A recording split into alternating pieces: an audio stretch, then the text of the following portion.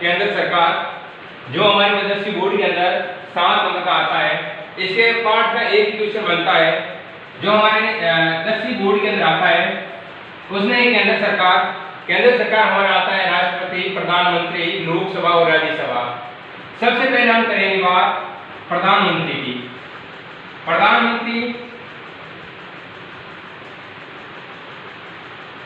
प्रधानमंत्री है जो हमारे भारत का वास्तविक नेता होता है, और राष्ट्रपति होता है जो हमारे देश का नाम मात्र का पद होता है।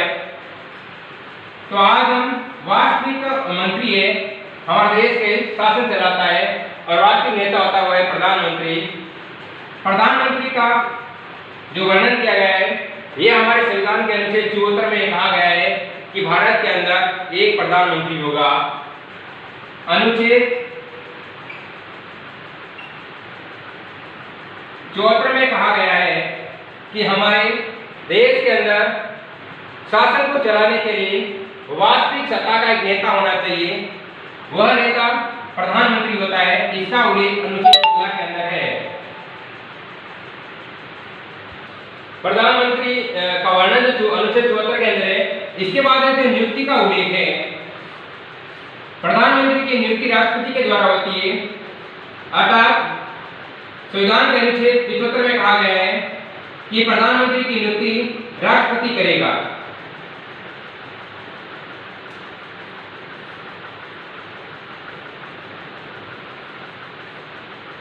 तो प्रधानमंत्री की नियुक्ति राष्ट्रपति के द्वारा किया जाता है, और एक ऐसी की जाती है कि हमारा एक सदन है लोकसभा सदन, जिसे हम लोकप्रिय सदन भी कहते हैं। इसका दूसरा नाम है नियमन सदन के नाम से भी जाना जाता है, और इसे लोगों की सभा के नाम से भी जाना जाता है।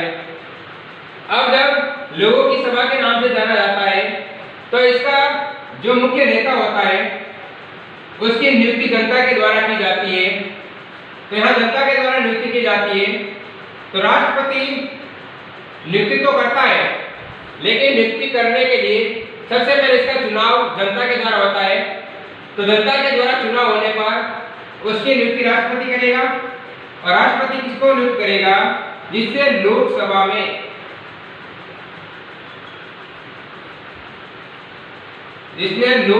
में बहुमत प्राप्त कर लिया है। जिसने लोकसभा में बहुमत प्राप्त कर लिया है, ऐसी स्थिति में राष्ट्रपति लोकसभा में बहुमत प्राप्त करने वाले नेता को प्रधानमंत्री नियुक्त करता है। और कहीं पर अगर बहुमत प्राप्त नहीं होता है, तो उस समय राष्ट्रपति अपने विवेक से नेता चुन सकता है। ऐसा अधिकार केवल राष्ट्रपति को है। प्रधानमंत्री के कार्य और शक्तियां, प्रधानमंत्री के कार्य और शक्तियों के अंदर क्या होगा? प्रधानमंत्री का पहला कार्य है मंत्रिपरिषद का निर्माण करना। मंत्रिपरिषद का निर्माण करना, यह प्रधानमंत्री का पहला कार्य है कि जब भी लोकसभा में बहुमत दल के नेता को राष्ट्रपति के द्वारा प्रधानमंत्री के पद पर नियुक्ति की जाती है, तब वो प्रधानमंत्री पहला कार्य करेगा कि अपनी मंत्रिपरिषद का निर्माण करेगा। और मंत्रिपरिषद का निर्माण करते समय प्रधानमंत्री खुद ही तय करेगा कि इसके अंदर कितने मंत्री होने चाहिए, कौन कौन से मंत्री किस पद पर होंगे। ऐसा ये वैधानिकता केवल प्रधानमंत्री को है, क्योंकि इसने लोकसभा के अंदर बहुमत को प्राप्त कर लिया है। तो पहली बात, जब मंत्रिपरिषद के पद पर का निर्माण करना है तो मंत्रियों को चुनेगा। कौन पहला है, कौन कौन मंत्री बनेंगे?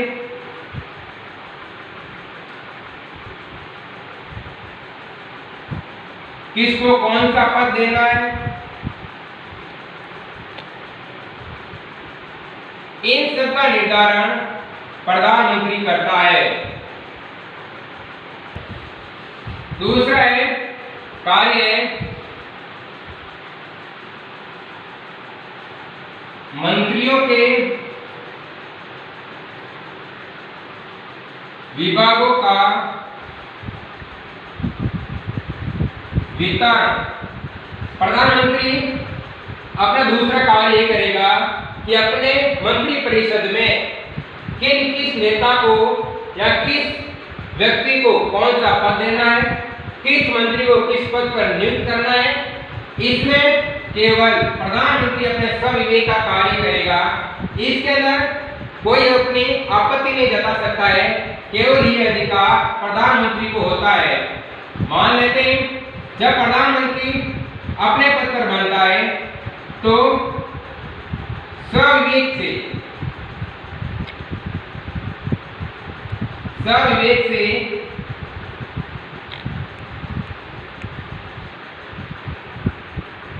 मंत्री को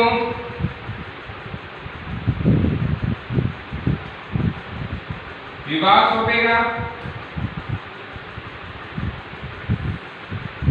दूसरा है प्रधानमंत्री के द्वारा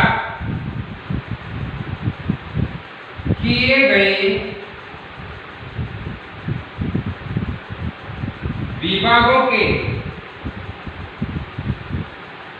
वितरण में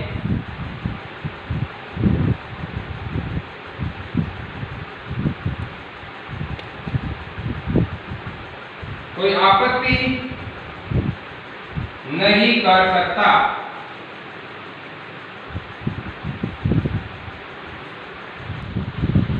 तीसरा कार्य मंत्री परिषद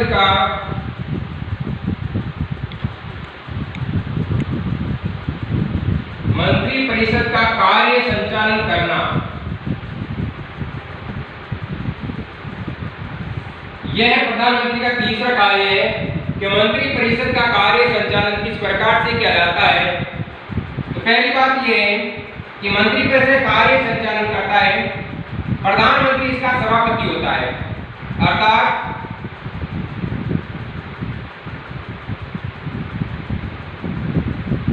प्रधानमंत्री ही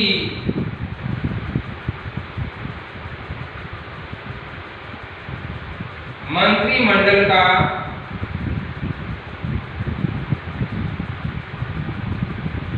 सभापतित्व करता है। पहला हो गया कि प्रधानमंत्री ही मंत्रिमंडल का सभापतित्व करता है। दूसरा है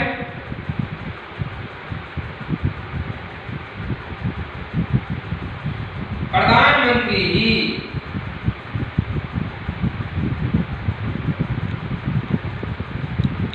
मंत्रिमंडल की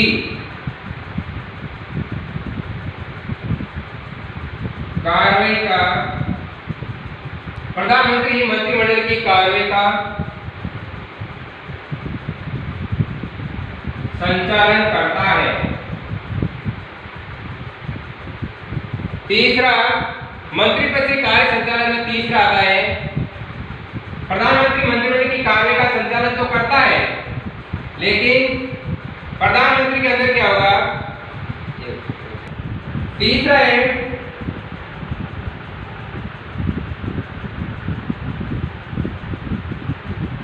मंत्रिपरिषद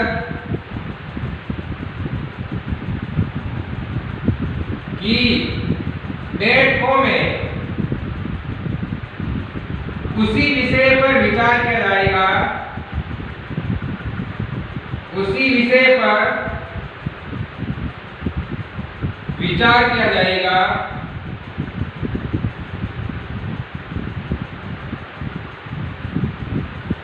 जिसे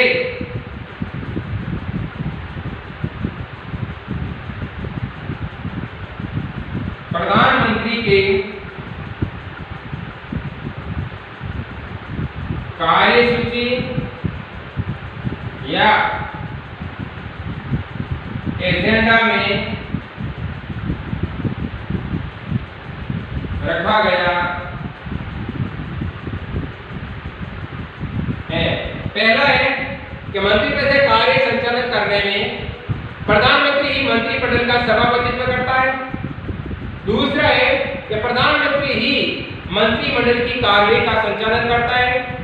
और तीसरा है कि मंत्रिपरिषद की बैठकों में उसी विषय पर विचार किया जाएगा जिसे प्रधानमंत्री के कार्यसूची या एजेंडा में रखा गया है। चौथा है कार्य कि शासन के विभिन्न विभागों का समन्वय करना। तो शासन के विभिन्न विभागों का समन्वय करने का कार्य प्रधानमंत्री का होता है। अर्थात शासन के विभागों में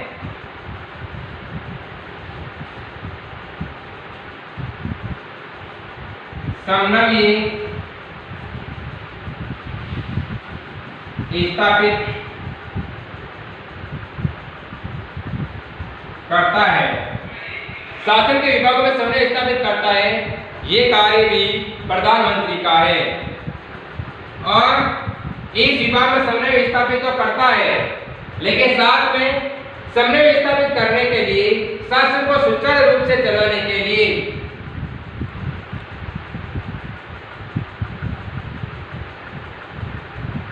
सुचारू रूप से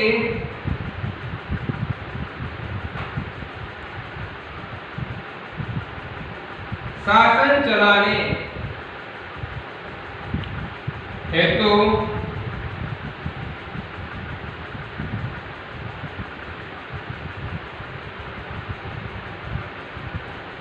प्रधानमंत्री एक इकाई के रूप में